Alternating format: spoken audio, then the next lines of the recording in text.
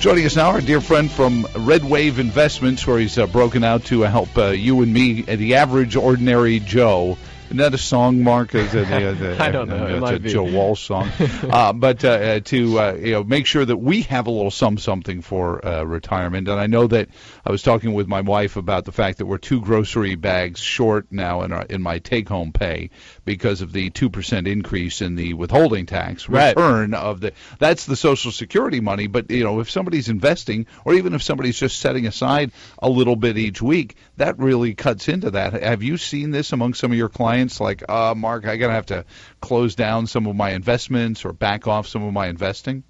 I haven't seen it as much with my own clients, but I mean, it's definitely something that people are dealing with. And we went through this whole fiscal cliff deal, and there was, all of the, grandstanding and people being excited about that, 99% of Americans weren't going to see a tax increase. And yet, come to find out, it was really like 3/4 of Americans did see a tax increase. And even though this was just returning to the rates that we had 2 years ago, I mean, I don't know if I really agreed with cutting the payroll tax 2 years ago as a stimulative measure. So, part of me says, well, it's probably good that we just went back to where we were. And as you alluded to, this is helping fund Social Security, right? So their taxes go up because they kept hearing on the news how only 1% of the people were going to see higher taxes, and yet, we are seeing everybody facing that. The big story of the week has been immigration amnesty and all that. Now, what kind of impact is that going to have on portfolios that you create? I mean, obviously, 11 million lower-paid workers flooding the marketplace is going to have some impact. But, is it something that guys in your business are keen to, especially, whether it's in construction trades and different companies that you might invest in, put somebody's portfolio on? I don't know if anybody is kind of uber focused on that in the moment. I mean, I think it's an issue that, I would look at it from the other end of the spectrum and say that if there is a way to increase the number of skilled immigrants that are allowed to stay in this country and work in this country, I think that is a huge boon for the economy.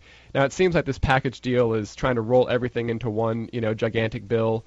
I mean, realistically, if you just think about basic supply and demand, if there is an increase in legal labor in this country, that's going to increase the supply of labor, and it probably is going to put downward pressure on wages for the the lowest income people in society. Sure. But for society as a whole, if we do create a system where engineers and scientists that come here from other countries, train in our universities, have the ability to stay here, work at startups, create their own startups, I mean, I think that could be a huge benefit to the overall economy as a whole. But it's definitely going to impact people at the lower end just from wage pressure. Well, it also, will create more people saying, hey, now I'm getting the American dream. They're not just going to take it home and spend it, so they're going to be looking to invest it. Does that help Wall Street as an entity? People forget, I mean, Wall Street as a function. And correct me if I'm wrong in my characterization of it, but this is how I've always viewed Wall Street.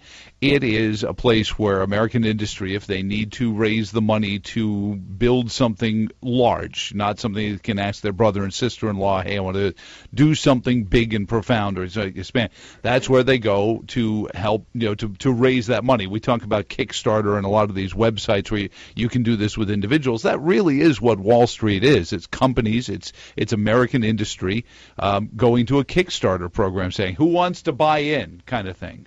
Right. No, I mean, at a very fundamental level, that's exactly what Wall Street is that there are people who need money, they need capital, and there are investors who have capital, and Wall Street serves as the middleman to try to connect those two together. So back to immigration, if there are more people, skilled workers wanting to start companies, I think that you will find there's plenty of capital out there that's looking for good investments. And I do think there could be some benefit to that. So what is the movement right now on things in Wall Street? Are there companies? We just talked about some of the earnings reports, and now we're starting to talk about the jobs report. We watched a shrinkage, first time in a while. I think $15 billion shrinkage of GDP in the last quarter. Is that impacting what's happening in people's portfolios, Mark? It absolutely is, and if you look at over the past couple of months, we've generally had more than not positive data. I mean, there's always ups and downs, but generally speaking, I think we've been in a positive momentum shift recently. And even the jobs report that came out yesterday was a very robust, almost 200,000 jobs added. But the GDP number came out as actually a slight contraction. It was, negative 0.1%, so not a huge contraction.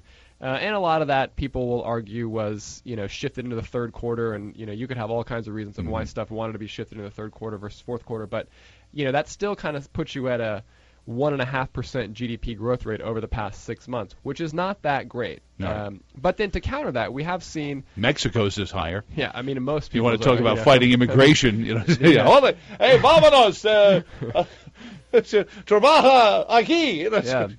But we are looking at a period where most companies are reporting strong earnings. I mean, there's some mix today, but generally speaking, something like 3/4 of all companies that have reported so far this quarter have beaten expectations. And so we are seeing a lot of positive earnings growth. And what's interesting, I think, is sort of how this shows just how global a lot of American business truly is. I mean, where we can be in an economy where we're only growing 1.5% a year, which is not, not really sufficient to kind of absorb population growth and absorb people coming into the labor market, and yet companies can continue to see revenue grow, profits grow, etc. Tomorrow we have the official jobs number, like the main non-farm payroll number, come out, and I think they're looking for around 160,000. I would think it would probably beat that. I mean, ADP was a good number. But definitely this GDP report is making people just kind of question what's going on in the market. So what should I love talking to you because I always imagine a stock portfolio like a fantasy football team, but a fantasy financial team. But so do you peel off some of the more volatile things, or is now the time? Because I imagine companies like Research in Motion will have a spike because of the new crackberry, raspberry, whatever they're calling it. Right. I always wanted to call it the raspberry because it rings. But that just came out, or is coming tomorrow? Well, they just did their big presentation in New York yesterday, but I don't think it's going to actually hit the stores in the U.S. for probably another month. Okay, but I mean, this is something that you could see a bump in Research in Motion, but they've historically not looked like a company that's going to just continue to be at the top of the market. Right. Well, and that's, as I think about companies, I'm always looking for companies that I think have a solid business that generate a lot of cash flow, that I can understand how they're generating their earnings and their cash. And RIM, actually now they changed their name to BlackBerry officially. So BlackBerry, I mean, it's been all over the board lately. It's not a name that I've been involved with or that I've wanted to been involved with because there is just so much speculative money in and out of the stock. That's a stock that people trade. They don't really invest in that particular name at the current time. Okay. But you do see, going back to kind of your earlier question, I mean, this is the time now that you want to find companies that can succeed in this kind of environment, that are going to, they're providing services that people need, stuff that's just, kind of consistently people are buying, either businesses are buying it, consumers are buying it, and that generate a lot of cash flow, not necessarily, some of your high potential, low probability but high potential names, because this time is a little more volatile for those names. What about, I've heard people talk about silver being the new gold, ha ha ha. But the Hunt brothers pop into my head last time we heard that. Hey, they still named the AFC Championship trophy after them. And have the Kansas City Chiefs been any good since then? But the question is, are we going to watch a run on silver? That now that gold is starting to get into a stratospheric position where if the United States does have any gold, we're probably doing a whole lot better debt-wise than I thought, because the value of it's got to be enormous now. Right. But what about silver? As a general rule, I'm not a big believer in investing in precious metals. I mean, just even going back to what I was talking about, I like to look for companies and businesses that generate earnings and cash flow. And there's no way to really inherently value a precious metal. I mean, a piece of gold or a piece of silver or a piece of platinum has no inherent value other than what somebody else might be willing to pay me for it today. Down the road. And so when you look at silver, again, it's not something that I'm currently invested in, but I'm sure that there are people out there that look at the price point of silver being significantly less than the price point of gold just for an ounce. There's probably been some recent breakdown in the relationship between the two, and now it seems like the good story to sell, like, oh, now this is the precious metal you want to get involved with. It's hard to I would not recommend doing that. I mean, if people want to have a small portion of their portfolio in precious metals, 5%, et cetera, I think that's fine. But generally speaking, I'm not a fan. Mark Smith, RedWaveInvestments.com is where you find him. We'll be right back on the Afternoon Constitutional. Search in Motion, or one of the we were just talking about them last week when you were in here. The folks from Linux, for the Android system, is about to scoop up. Is that something to look for? Because that sounds like a pretty good deal.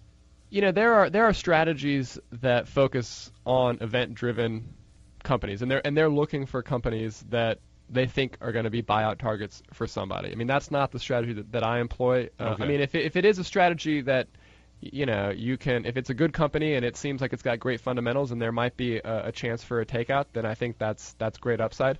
And in fact, the company that I think we talked about last time too is Big Lots, which is a recent investment for us. I didn't buy it as a takeover candidate. I bought it for the fundamentals and the valuation, but a week or so ago there were rumors that it was going to be a takeover target. So the stock got a nice little bounce, and that's, in my mind, that's an ancillary benefit. It's not necessarily a reason to go buy something hoping that it gets taken out. Well, this is why you want to call a guy like you, because exactly. I would be out there buying $10 stocks and, look, honey, look at how many stocks we've got, and thinking I've done something good. Don't let me near the sharp objects. This is why direct deposit was the greatest financial investment in my family's life. Mark, it's always great to see you. It's RedWaveInvestments.com. That's correct. And it's Mark, M-A-R-C, at RedWaveInvestments.com. Correct. Or 434-299-8290.